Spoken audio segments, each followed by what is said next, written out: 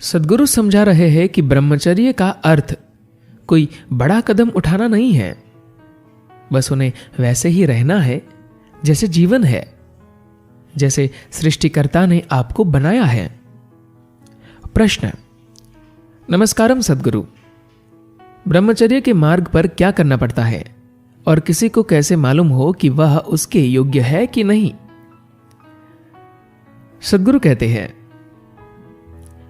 ब्रह्मचर्य का अर्थ है एक मंद पवन बयार की तरह होना।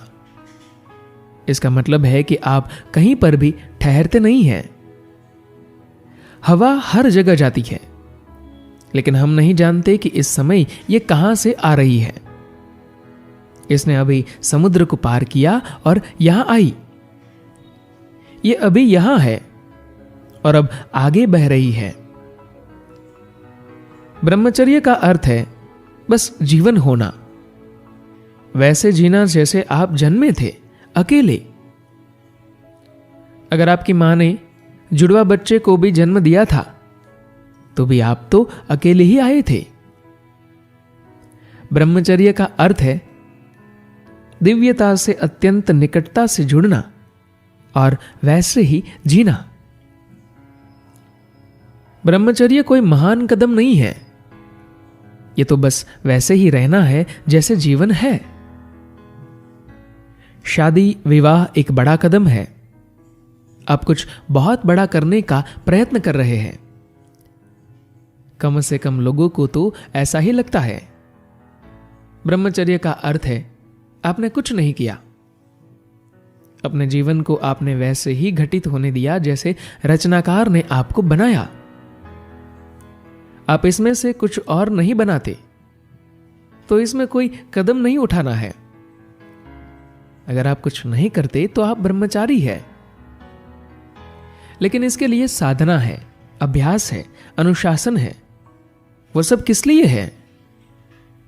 यह सब आपको बस वैसे ही रहने में मदद करने के लिए है। इसका कारण यह है कि आपने इस पृथ्वी से बहुत कुछ लिया है, तो पृथ्वी के बहुत से गुण आप में आ जाते हैं और आप पर अधिकार जमाते हैं। एक मूल गुण यह है कि जब आप पृथ्वी को शरीर के रूप में उठा लेते हैं तो उसमें एक चीज आती है, जड़ता। सुबह उठने पर भी जड़ता का अनुभव होता है। आप उठना नहीं चाहते। अगर आप दिव्यता के पथ पर बढ़ना चाहते हैं तो यह जरूरी है कि आप पृथ्वी के गुणों के आगे न झुके। एक बात जड़ता है तो दूसरी है मजबूरीवश चलना। अगर आप पृथ्वी को शरीर के रूप में उठा लेते हैं तो आप पृथ्वी जैसे हो जाते हैं। यह आपको गोलाकार चक्करों में ले जाती है। चक्रीय गति हर उस चीज का मूल आधार है जिसे ब्रह्मांड में भौतिक कहते हैं। आप अगर एक गोल चक्र में घूमते हैं, चाहे वह कितना भी बड़ा हो, आप हमेशा वापस आते हैं।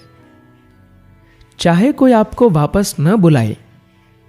हमें नहीं पता कि यह दुनिया आपका यहां होना पसंद करती है या नहीं, लेकिन आप किसी भी तरह से वापस आ ही जाएंगे, क्योंकि आप एक गोल चक्र में हैं। जो ये महसूस करते हैं कि यहां उनकी कोई जरूरत नहीं है, जो एक सीधे रास्ते पर चलना चाहते हैं, उनके लिए यह दिव्य पथ है। ग्रहों के जैसा गोल घूमने वाला प्रक्षेप पथ, ट्रेजेक्टरी नहीं। तो कोई भी इंसान ब्रह्मचर्य को एक प्राकृतिक प्रक्रिया की तरह नहीं, बल्कि एक मार्ग और एक अनुशासन की तरह अपनाता है, जिससे वे जीवन की चक्रीय गति, जन्म मरण के चक्कर में न पड़े। वे जीवन की चक्रीय गति के आगे झुकना नहीं चाहते। तो ब्रह्मचर्य में क्या करना होता है? अगर आप बहुत जागरूक हैं तो इसमें कुछ भी नहीं करना है। यह बहुत सरल है। आप रोज सुबह ऐसे उठते हैं जैसे अभी अभी पैदा हुए हैं। रात में सोने के लिए ऐसे जाते हैं जैसे आप मरने वाले हैं। बीच के समय में आप वो करते हैं जो लोगों के लिए उपयोगी है। आप ये सब करते हैं क्योंकि अभी आप उस जगह नहीं पहुंचे हैं जहां आप बिना किसी गतिविधि कार्य के रह सके। आपको कुछ तो करना है। तो इसका मुख्य विचार यह है कि गतिविधि आपके बारे में नहीं होनी चाहिए, क्योंकि अगर ऐसा होता है तो आप बंधनों में फंस जाएंगे। इसलिए आप लगातार ऐसी गतिविधि करते हैं जिसमें आपके बारे में कुछ नहीं है। आप इतना ज्यादा कार्य करते हैं कि जब आप सोने के लिए बिस्तर पर जाए तो आपके पास एक क्षण भी ना हो। आप ऐसे गिरे जैसे मर गए हो। फिर सुबह आप पक्षियों से भी पहले उठ जाते हैं और काम में व्यस्त हो जाते हैं। बाकी सब कृपा संभाल लेती है। आपको बहुत ज्यादा करने की जरूरत नहीं है, क्योंकि ब्रह्मचारी बनाने के लिए हम आवश्यक ऊर्जा लगाते हैं। वैसे तो इसकी कोई जरूरत नहीं होनी चाहिए। अगर वे बिल्कुल कुछ न करें तो वे वहां पहुंच जाएंगे। लेकिन पृथ्वी के गुण आपके अंदर काम करते हैं, क्योंकि आप शरीर को एक तरफ नहीं रख सकते। उसकी अपनी याददाश्त है, उसका अपना कर्मों का एक बड़ा ढेर है। इसलिए उसकी अपनी प्रवृत्तियां या रुझान है।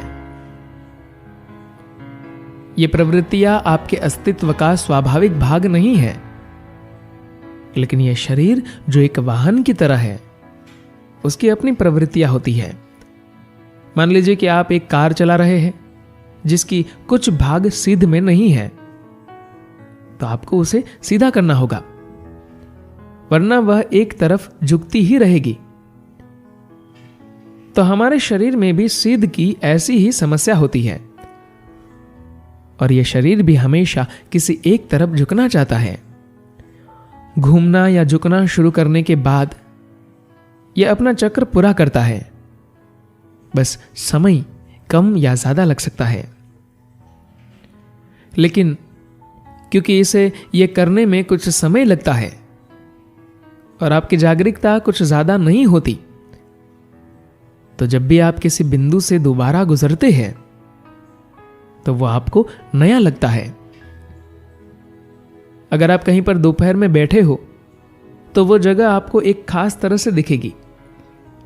फिर आप वहां सूर्यास्त के समय आए तो वह अलग लगेगी, और यदि आप वहीं मध्य रात्रि को पहुंचते हैं तो वो और भी अलग लगेगी। तो आपको लगता है कि हर बार आप एक नई जगह आए हैं, पर नहीं, ये बस समय, मौसम और खराब याददाश्त के कारण है। आपके पास जो है वह ऐसा ही टेढ़ा चलने वाला वाहन है, या ऐसा वाहन है जो गोलाकार गति में जाने के लिए ही बना है।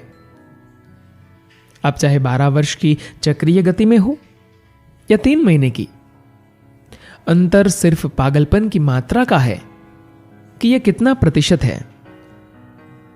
अगर आप 3 महीनों के चक्र में हैं तो हर कोई जान जाएगा कि आप पागल हैं। यदि आप 12 साल के चक्र में हो तो शायद लोगों को पता न चले, पर अगर ईमानदारी से आप अपने आप को देखें तो समझ जाएंगे कि आप भी मूर्ख ही हैं। बात बस ये है कि आप लोगों को बेवकूफ बना सकते हैं कि वे ये सोचे कि आप ठीक ठाक हैं। आपको अपने आप को ईमानदारी से देखना चाहिए। सामाजिक असर की चिंता न करें। आपको किसी और के सामने स्वीकार नहीं करना है। अपने अंदर ही देखिए कि आप पागल नहीं हैं। मैं चाहता हूं कि आप इसे सच्चाई से, ईमानदारी से देखें। अगर आप ईमानदारी से सीधे सीधे खुद को देखते हैं तो आपको पता चलेगा कि आप हिले हुए हैं। अब अगर इतने ज्यादा सामाजिक प्राणी हैं कि आपको बस यही चिंता लगी रहती है कि आप कैसे दिखते हैं बजाय इसके कि आप क्या हैं, तो फिर आप ऐसे ही बहुत जन्मों तक आते जाते रहेंगे। यदि आपके लिए यह महत्वपूर्ण है कि आप कैसे हैं और यह नहीं कि कोई आपके बारे में क्या सोचता है, तो आप दिव्य पथ पर हैं। अगर किसी दूसरे की आपके बारे में राय आपका जीवन नहीं चलाती है, बल्कि आपके अस्तित्व की प्रकृति यह तय कर रही है, तो स्वाभाविक रूप से आप दिव्य पथ पर होंगे। धन्यवाद।